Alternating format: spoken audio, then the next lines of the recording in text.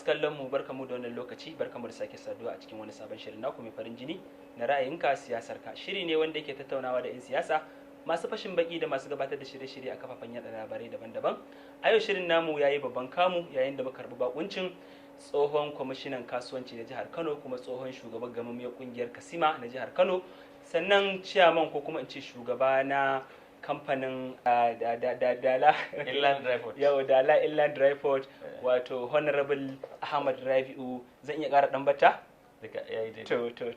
Honorable, muna maka barka da zuwa. Assalamu alaikum wa rahmatullahi wa barakatuh. Sunana Mu'azzam Sammani Lawan, ni ne zan jagoranci shirin a wannan lokacin. Honorable, da farko za mu so ka yi wa masu kallon mu takaitaccen, ka ba wa masu kallon mu takaitaccen tarihinka domin san wane ne wannan jigon wanda yake zaune a gabansu. To alhamdulillahi rabbil alamin wa salatu wa salam ala rasulillah wa alihi wa sahbihi wa salliman tasliman kaseeran. Alhamdulillah, madalla da wannan dama ta a dan tattauna domin amfanar juna. Ina addu'a Allah ya kara buɗi ga wannan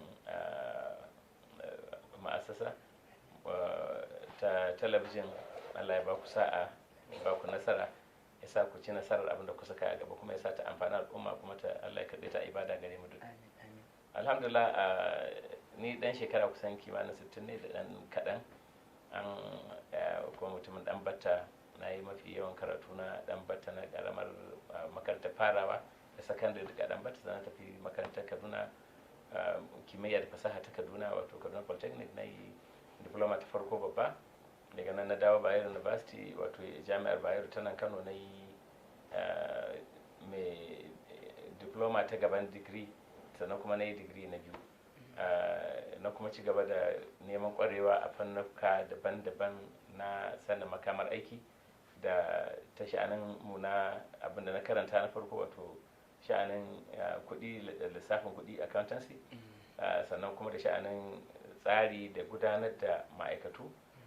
sannan kuma da sha'anin hannun jari. na ma na samu shaidar zama kwararre a cikin waɗannan kaɗan kenan daga irin abban da aka yi. Kuma aka shiga gwarma iri daban-daban ta ƙungiyoyi, wanda an fara tun daga wadda ake fara daga secondary, wato na zama ina shugabancin dan bata secondary da na yi shugabancin masu young farmers club, wato masu yan makaranta masu sha'awar noma, suke da kungiya ta noma, da kuma kungiyar musulmi yan makaranta. Na yi shugabancin ta tun anan, tun a primary ma dai na yi shugaban ɗalibai, kuma ina aji 6 ne a Batta primary school a dan Batta. Ina dan aji 6 ne na zama head boy, saboda lokacin sabuwar makaranta ce, an yace mu ne daga dan Batta Central Primary School, kowane aji aka raba shi biyu. To da aka raba shi ne ba a ɗauki yan aji 7 ba, daga aji 6 muka koma can, kuma na zama ni ne shugaban ɗalibai. Haka aka yi gwagwarmaya a secondary ma, kafin ma a yi head boy an yi monitor, sannan aka zo kuma a secondary din aka yi abin da suke kira house captain, wato babban prefect kenan, wanda yake rike da babban gida. Gidan da na rike a dan Batta Secondary School a lokacin shine Rumfa House, babban shine gidan da ya fi kowanne girma da yawan ɗalibai a cikinsa. To aka tafi kuma Kaduna Polytechnic, dan ma aka yi shugabancin musulmi, Muslim students kenan. Kuma aka dan shiga gwagwarmaya iri daban-daban ta sha'anin tattalin arziki. Waɗannan na zo na aiki na kuma da kamfanin Aljami'an Tata, wanda na fara shi ma na yi kusan shekara 17 tare da su, sannan na bar aikin na zo kuma na kama gwagwarmaya ta siyasar da neman da kasuwa, kusan yau shekara 21 kenan da barin wancan aikin da kuma shiga cikin wannan gwagwarmaya. Kafin ma dai a shiga wannan ana dan sha'anin siyasa ba ta barin shi ba, kuma tun ana makaranta ba ta barin siyasa ba, dan ba zan manta ba 1977 da 8 lokacin da marigayi Malam Aminu Kano ya zo Kaduna Polytechnic, muna can lokacin a kwalejin kimiyya da fasaha ta Kaduna, suka zo da shi da marigayi Muhammad Abubakar Rimi. Ya zama na a lokacin shine yake shigowa da mutane, fitar da su, ya shiga da mu har muka zauna. Dan ba zan manta ba lokacin muke zaune da shi marigayi Malam Aminu Kano, shi marigayi shugaba gwamna mai girma Muhammad Abubakar Rimi yana tsaye ne ma akan mu. Muka yi ta tattaunawa wajen minti 20 muka gama. Malai mana maganganu masu taimakawa da zaburar da mutum bayan mun gan shi. To waɗannan al'amuran duk ba a taɓa barin tunani da kuma cuɗanya da siyasa ba, sai dai takara ce ba a yi ba. Lokaci ɗaya na taɓa kusa da takara 1989 lokacin ba zan manta ba malam Abba Dabo a lokacin dan batta ya so ya takarar shugaban karamar hukuma ta dan batta a lokacin to an yi abubuwa amma abin bai karɓu ba tunaninsa ne kuma na gode masa a wannan tunanin amma ni kuma a lokacin tunanina na takara a lokacin bai nuna ba saboda haka a lokacin ban karɓi takara ba ban yi ta ba shine lokacin da zama kusa da takara amma tun daga lokacin ban yi tunanin ne takara ba amma ba siyasar da ake juyawa wadda ba a juya a cikin ta salo daban-daban ba sannan kuma kafin na gama primary na zama shugaban yan makarantar gaba daya a headboard to wannan matafi ne siyasa duk da dai a lokacin yawanci da ba a daukar wani ba shi bane na daya saka shi da dan gashin abin da aka dake nan duk wanda ga ce na daya an samu nita da wuya da ilana da suka an ci ga monitor kuma ba shi ne da ba yawanci in ka gani hakan ka ga sai ko yawanci shi ne da daya to amma daga baya al'amura suka dan zama wadansu al'amura na son su ce a cikin masana saboda haka tun kafin ma mutum ya san menene siyasar cewa siyasa yi aka ci su sai cikin siyasa muka kuma a sakar da duka mai na faɗa a cewa suna kullum tunani na a yadda tafiyar da ke da kai na koya a makarantar da islamiyya ɗin zuwa kofar da shi ne lallai ya waje ba mahankalta su haɗa ƙarfi da ƙarfin su ga sun gudanar da al'amuran da sai da al'amarin al'umma yadda komai zai kyautatu mai kokari ya ci gajiyar kokarinsa rago a tayar da shi daga bacci a zalimi a rike hannunsa a yi mutane wanda aka zalunta a adalci waɗannan duk su ne abin da za su kai kuma inda wahala take shine a tabbatar da ba a wayariya ba a ce wani a danne shi ba wani a bashi wata dama matuƙar an sai ta su da aka wannan tunanin na taso da shi tun daga islamiyya saboda haka shi yasa tunani na siyasa ta islamiyya ce domin kullum abin da ake da muka aka tsora ma kai shine sanin cewa ka ji tsoron Allah kuma ka yi abu kamar Allah yana ganin kamar kana ganin Allah domin kai ba ka ganin shi yana ganin ka saboda haka kullum wannan shine tunanin yasa ba a taɓa barin ta da aka taso a rayuwa tun kafin a san ita ake har aka san siyasa ce har kuma alhamdulillah aka yi nisa a cikin ta aka wajen kawo.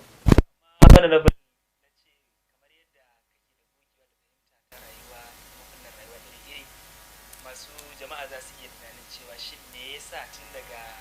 ainihin wannan yunkurin naka na gwada siyasar zaɓe ko kuma tsayawa takara da kai a baya wadda Allah bai yi da nufi ba me yasa har yanzu baka taɓa wani yunkuri makamancin wannan ba.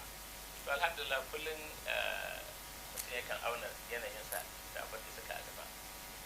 daga cikin magana da aka fara yanzu da tabbatar ne a cikin shugaban kamfanin DALA INLAND DRY PORT wato tashar ɗan dauri ta kawo kaya masu nauyi ko fitar da su zuwa ƙasashen duniya wanda suke ɗan dauri a nan wannan tun da na taso ɗin na shiga ƙungiyoyi su ma siyasa ne da farkon ƙungiyar da na fara yi shine lokacin na ma cikin alhaji amina da na kan je aiki daga cikin aiki na shine in an kawo kaya da ƙasar waje alhakin ofishina ne a je a fito da kwantenoni wanda ke gani suna kan manyan wuta alhakin ofis ina ne a je a fito da su daga madatsar ruwa ta Lagos a Papa ko Tinkan ko ina ne ma a kawo masa su gida ko a kai su kamfanin kansa sai kasance a lokacin muka rika ganin irin abubuwan da suke ci mana tuwa kwarai da irin al'amuran da ya kamata mu amfani su a nan saboda haka a lokacin na fara wata kungiya 1987 na fara kungiyar da ake kiranta Northern Shippers Consultative Forum wato haɗaɗɗiyar kungiya ta masu shige da fice da kayayyaki daga nan arewa saboda na lura kullum muna kan tafi a fafa mu je Lagos da su waɗansu mu je Litinin mu je har satin ya kare mu sake zuwa wani sati kullum suna wahala wani kwantena su guda ɗaya ce ko guda biyu duka wata ɗaya ne da sati guda sati duka biyu ko Allah ya nufe shi ya sa ko da ke ya jima da sa abin a gaba amma Allah ya sa tun da in an sa abu a gaba ana kai kawo da gaske ake yi kuma lokacin aka ɗauka za a yi ya ɗauki abin nan da gaske kuma alhamdulillah Allah ya ba shi iko yau wannan abin ya fara kuma kana za ci gajiyarsa in Allah ya sa muka gama duk wanda yake ɗaukar kayansa daga kurbi a yau a mota ana kawo masa miliyan 100 ko 200 za a kawo masa kwantena ɗin shi zuwa gurin ba sai ya je Lagos ya fi samu ba, za a kawo ita a ƙasa da naira 200,000. sannan shi bai je Lagos ya biya hotel ba, ya wahala ya yi kaza, kayan su shiga wani hatsari ba ɗauko ta mota ba, sun samu jinkiri ko kuma su faɗa ramuka jikata a ciki har su waɗansu farfashe in masu fashewa ne. Saboda abubuwan da alhamdulillah ya sa baka ji na tsaya a takara ba, na san ba zai yi kowa da kowa ya rike takara ba, kuma alhamdulillah gudunmawar siyasar da ake barwa ba a taɓa yin ƙasa a ba, kullum ana tunaninta. Alhamdulillah ne gima kan Islam da tabla Umar da zuciya ba ni dama na rike mukamin kwamishinan ciniki, masana'antu, ma'adanai, yawon bude ido da al'amarin tama shine ma'adanai din, wannan jami'in haɗa kai. Waɗannan al'amuran an samu dama an ba da gudunmawar da aka bayar, kuma irin wannan ce ake tafiya dama. Ba kowa ba ne ya kamata ya zama ɗan takara, kuma a takarar da ake in Allah ya kai mu gaba ana sa ran abinda mai girma kadin mulkin ya fara yanzu na saita jam'iyyar ta APC gaba ɗayanta, Allah ya bashi nasara ya kasance lokacin za a ce an fito da takara, to mafi yawan wanda kawai suka zama 'yan takara da gangan saboda a zo a rika maganar sulhu da su, a rika maganar kaza da kaza, su da kansu mutum ya san bai cancance takara ba ma zai ba. Saboda haka ba na ƙin takara ba ne domin karancin sha'awa, a'a karfin sha'awar tawa ne ma ya sa na ƙin da takarar. To mai girma wani rabin na ce a halin yanzu jama'a suna ganin cewa kamar shi mai girma gwamna maimakon madadin ya mai da hankalinsa akan abubuwa wanda suka shafi abin da ka zayyana yanzu kamar na wannan titina da kuma taimakawa 'yan kasuwa na ƙasa da kuma manya domin ta haɓaka tattalin arziki na jihar Kano da ma Najeriya da baki daya. Wasu suna zargin cewa ya fi mai da hankali akan abu wanda ya shafi rigima na cikin gida ko kuma rigima na tsari na abin da ya shafi siyasa kenan, misali kamar rigima da bangaren sana sashen kurkusiya. Shin me na kallo kake wa wannan zargi wanda jama'a suke yi a kan wannan ita jam'iyya ta APC ko kuma gwamnati jihar Kano a kan yanzu? To karkatacce da kuma ba adalci a cikinsa, domin in ka duba da wuya ka je wani guri da ana yin gada mai hawa uku da ta turo ta karkashin kasa, ta sama, ta kan kasa da kuma sama, ka tar da irin manya-manyan titin da ya a garin nan na cikin birni da irin gudunmawar da ke kaiwa ƙauyuka da ƙoƙarin da yake na fanni daban-daban na kyautata jin daɗin al'umma don su more roman demokaradiyya. Yana yi fiye da kusan kowane gwamna. Ko yan jarida ne kuna da shi a rubuce, ko yau dana na gani wata kungiya ta faɗi cewa ya kera sa a cikin gwamnoni wajen kula da al'amuran da za su tsere da mutanensu daga wannan cuta ta COVID-19. Allah ya ƙara kare mu. Saboda haka batun da ya sa irin magana da ake ta yawaitawa ake yayatawa, kana manta Kano Allah ya mana kyauta da yawan al'umma, kuma daga cikin rashin sa'ad da muka yi shine akwai waɗanda duka sun kasa ba sa iya duba kansu, kullum wani suke duba, kuma rashin abin yi da talauci shi yasa waɗansu suka ɗauki kasuwancin cewa bari su fito su yi magana su bata wani, saboda wani yana so ya jan bata wani don ya biya, wani kuma sai an ɗan bata shi sannan zai fika. Kamar da wani suka faɗa a turanci cewa abin da ke buɗa tsoratarwa ita ce ke buɗa jihun masu hali. To gaskiya mai girma kadimul Islam yana Kano, yana gari wanda ya fi kowane yawan al'umma, yana jam'iyyar da ta fi kowace girma, yana da mutane da suke mafi yawa sun zubar da sana'o'i. Kamar yadda muka magana da dama za ka ce da 'yan siyasa sai kun zauna, duk wanda ya zo ofis na lokaci na kwamishina magana ɗaya nake yi, in ka zo ka gana buɗe ba ka ga haƙura na duka kana da sana'a. Idan ka zo guri na baka da sana'a kowaye kai, to ba za ka same ni ba, za ka fita kai batun magana za ka faɗa, domin idan ka ce me sana'a ka ce akai mai gobe sana'a ne, mutum ba za ne kai sakare. Za ka goyi bayan sana'a, kana da siyasa, kana da abin yi, amma ba ka da abin yi, wai goyon bayan sa, to ta aka goyi bayan ta. Ka zo a baka abinci ka tafi kai idan ma'abba kana maroki kana sakare, shine za ka zama goyon baya? Duk wanda zai zo guri na ga sana'ata, yau ba ina sana'ata ba, ban taɓa barinta ba, ina kwamishina ma an sanar da sana'ata, an sa abin da na dogara da shi, kuma cuɗanya da ake ta yau da gobe, shi yasa wannan gabar duk wani wanda zai je yaya ta yi magana ya ce shi baya da sana'a, illa sana'arsa shi ne goyon baya kawai, to ya sani baya da aiki yi, dan Allah ya je kama sana'a. Dan an duba gyaran da mai girma kadimul Islam yake yi, duk wani mai haiba me abin da zai bada gudunmawa ta siyasa, abin da muke fata siyasar Kano ta dinki ya zama na mafi yawan al'umma mu san haɗu akan a saita tafiyar al'umma baki ɗayanta. Wannan muke fata Allah ya wanzar da ya azurta mu da ita a Kano. In Allah ya bamu wannan, kamar yadda mai girma Khadim Islam mai kokari ya samu kusan kowa yau mai haiba, in za ka kirga mutane 10 masu haiba, za ka ci da mutum 7 zuwa 8 Allah ya sa yau suna tare da mai girma Khadim Islam. Wannan kyautar ba abin da ke ta tasiri a gurinmu. Muna sa ran in Allah ya yarda siyasa ta gaba wanda za a yi zaɓe na 2023 zai Kano za ta fito da fuska mutane ɗaya, alƙibla ɗaya, kuma Allah ya ba mu sa'a, ya ba mu lafiya da zaman lafiya wannan gari namu mai tarin albarka. To honorable, lokaci yana nema ya mana halin nashi, sai a yi sallama da masu sauraro kafin wani lokacin ka ƙara samun gayyatar goron gayyatar mu zuwa cikin wani shirin namu insha Allah kaiwa a yi sallama da masu sauraro. To assalamu alaikum wa rahmatullah. Abubuwa uku da kuke a kyautata addu'a ga shugabanni, domin idan suka kyautata suka yi abin kirki alherin gare ku ne. Akwai malamin da muka taba tambaya a cikin bayanin da wayo aka tabbaye shi, malam za a iya tsine barawo, ya ce a'a abin da me yasa yayi sata, aka ce dan ba mutumin kware bane, ya ce an tsine masa ba sai ya ƙara lalacewa sai to kishi ka. Saboda haka shugaba da man kuma Allah ya wanzar da sayyidina Muhammad sallallahu alaihi wasallam ai masa addu'a kirki,